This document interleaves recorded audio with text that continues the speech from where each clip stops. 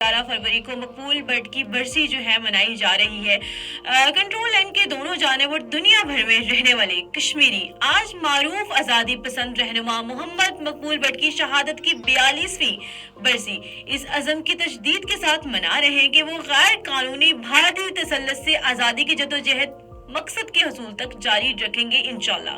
भारत ने मोहम्मद मकबूल भट्ट को जद्दोजहद आज़ादी में सरगर्म किरदार की पादाश में 11 फरवरी 1984 को नई दिल्ली की बदनामे ज़माना तहाड़ जेल में तख्तेदार पर चढ़ाया था और इनका जस्ते-हाकी वर्सा के हवाले करने के बजाय जेल के अहाते में ही दफन कर दिया था।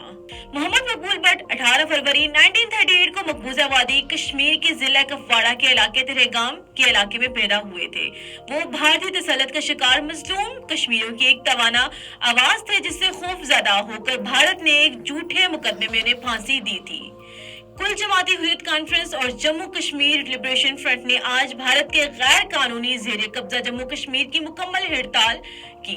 आजाद जम्मू कश्मीर पाकिस्तान और दुनिया भर के दीगर शहरों में मकबूल भट्ट को खराज अकीदत पेश करने के लिए आज मुख्तलिफ प्रोग्राम का इनेकाद किया गया।